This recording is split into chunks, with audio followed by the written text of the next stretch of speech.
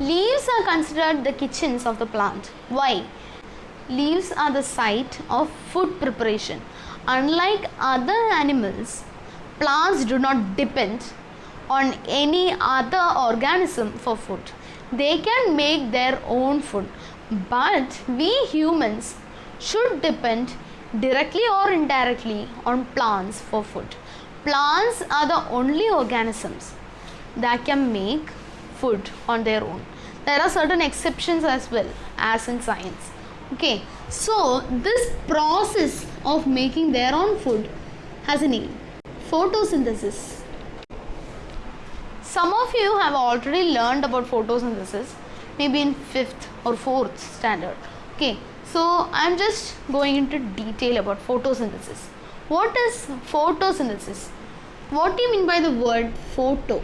Okay, it is not the normal photo, it is light. Here, photo means light. Okay, and in science, for everything related to light, we can see this word photo. And synthesis. What is synthesis? Synthesis means put together. Put together. Okay. Putting together things. Okay. So photosynthesis doesn't mean putting together light. Okay. Really, photosynthesis, it is a process performed by who? Green plants in order to make food. Okay, so the process performed by green plants to make food is called photosynthesis. Okay, and how does it happen?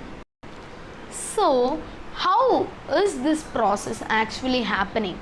Which all ingredients are there in photosynthesis? And therefore, to answer all these questions, we have a chemical equation. Okay, chemical equation for photosynthesis. Chemical equation is a statement, okay, a chemical statement mainly used in science and particularly chemistry. Okay, and what does a chemical equation tell us? We will be learning in detail about chemical equations in the next year in chemistry, but we should have an idea about a chemical equation. What is a chemical equation? It can give the idea of all the things that are used for the reaction, all the things that are produced in the reaction, all the things that are needed while the reaction is going on. Okay, so we are getting a lot of information from the chemical equation, and we can also understand whether the heat is needed, whether heat is taken, okay, whether heat is taken, whether light is needed, whether electricity is needed. Anything, everything about a reaction is there in a chemical equation. And first of all, we will write the ingredients, okay, and this we call as the reactants in chemistry. Okay, in chemistry we call these ingredients, means the things that are present at the beginning of a chemical reaction is called the reactants. And for photosynthesis we need primarily water. Okay, in a chemical equation we will be writing the chemical formula. Okay, so instead of water we will be writing it as H2O.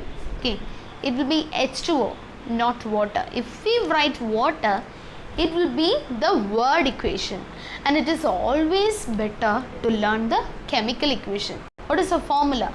A formula just shows how many atoms are there, how it is bonded together. So with this information we can find which type of matter it is. So the chemical formula for water, it is H2O. What does it mean? Means when you take the molecule, there will be 2 hydrogen atoms and 1 oxygen atom, and this is how a molecule of water is. Okay, and while seeing H2O, you need to understand that it is representing water. Okay, so just like that, next, the raw material needed for photosynthesis is CO2. Pretty famous, right? Carbon dioxide. Okay, while breathing, we take in oxygen and leave out carbon dioxide. But for photosynthesis, we need carbon dioxide. Okay, so these are the reactants for photosynthesis to happen. And we will just draw a long arrow to just show that the reaction is happening. And for a reaction to occur, there will be certain things that are needed, and they will be written on top of the arrow. For example, for photosynthesis to occur, as photo means light, there should be some role for light. Okay, for photosynthesis, this reaction to occur, we need sunlight. Okay, sunlight is mandatory for photosynthesis. Without sunlight, photosynthesis cannot take place. And for capturing sunlight, plants use chlorophyll. Chlorophyll. What is chlorophyll? Chlorophyll is a pigment. What do you mean by a pigment? A pigment gives color to something. Chlorophyll is the pigment that is responsible for the green color in plants. Okay, and this pigment is there in plants to absorb sunlight. Okay, chlorophyll absorbs sunlight. So the plants need sunlight as well as chlorophyll for the process of photosynthesis, and the reaction is taking place now. And what are all the products? Okay, products means the things that are found at the very end of the chemical reaction. Okay, the things that are made during the chemical reaction. As a product, we have glucose. Glucose is C6H12O6. Okay, this is the molecule of glucose. C6H12O6. It is always really good. Okay, it is really useful to learn this chemical equation. And we have glucose, which is C6H12O6, and it is the product. Okay, it is the product, and this is the food. Okay, this glucose is the food the plant has made during this whole process. And there is a byproduct as well. Okay, means a byproduct is a product that is not useful and that is not needed. Okay, so the plants get a waste product or a byproduct, which is oxygen. Oxygen is really useful for us, right? But plants, they give out oxygen, and this oxygen we will breathe in. And this process is photosynthesis, the process by which green plants make food by using water and carbon dioxide in the presence of sunlight and chlorophyll to produce glucose as the product, and the oxygen as the byproduct is called photosynthesis. Have you noticed something? Glucose is something we eat. Okay, it is just sugar, and oxygen also we need it. These both products are essential for us. But look at carbon dioxide. Carbon dioxide is really the waste product for us. And water, it is something that is formed in our bodies, okay, as a waste product really, but we really need water. But in certain reactions in the human body, water is formed as a waste.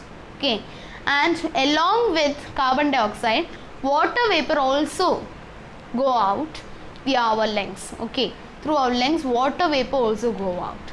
So it is carbon dioxide plus water in the presence of sunlight and chlorophyll.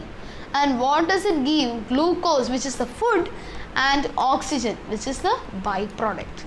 And this is photosynthesis. And as green plants do photosynthesis, green plants, why do I specify that? Because only plants with the pigment chlorophyll, means it will be green in color. Okay, so it is having the pigment chlorophyll.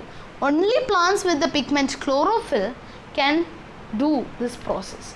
So green plants, okay, green plants can only do photosynthesis, and these green plants are termed as producers because they are the only organisms that can produce food on their own. And now let us look into the second function of the leaf. Before going to the next function, we need to learn about this structure. This is the stomata. Okay, this is called the stomata. Okay, why is it called the stomata? Stomata is the plural form and the singular form is stoma. Okay, stoma is the singular form. Why do we have the stoma in the leaf? The stomata, you cannot see it with your eyes. Okay, these are microscopic pores on the surface of the leaf. Okay, so these are microscopic and are found at the underside of the leaf, and these are pores. Okay, means this is a hole, and these are other plant cells. Okay, plant cells, and this is the stomata. This hole is the stomata, and these structures are called the guard cells. Guard cells. I just told this. We will be learning in much detail about the stomata in the next year. Okay, and this is the stomata, and we have plant cells, the guard cells, and the stomata, which is the hole there. And stomata, it is the site of gaseous exchange. Means we learned about photosynthesis. How does these plants take in carbon dioxide? Carbon dioxide can enter the leaf through the stomata. So oxygen, which is released during the process of photosynthesis, and it is a byproduct, right? So these get out using the stomata as well. So stomata, it is a vital organ in the plant body. And next, let us look into transpiration. Okay, transpiration. Transpiration is a really important topic. Okay, transpiration. What is transpiration? You have learned about evaporation, right? When liquid water changes to gas, it is called evaporation. And transpiration is the process by which water vapor, it evaporates inside the leaf, and these water vapor will be escaping through the stomata. Okay, these water vapor particles will be escaping through the stomata, and this is called transpiration. The reason is, only when transpiration occurs, a plant can absorb more water. And now you know what is transpiration, the escape of water molecules via the stomata. It is called transpiration, and it is really vital because transpiration helps in absorbing water. Okay, and transpiration, it is also vital for the environment because transpiration, it controls the humidity of air. Okay, and there are certain conditions that increase or decrease the rate of transpiration, and it is heat. Yeah, heat. Most of the transpiration occurs during the daytime, and photosynthesis, it also have these conditions. Light, temperature, amount of water, etc., they also increase or decrease the rate of photosynthesis. So in this video we learned about photosynthesis and transpiration, and that's it for today. Thank you.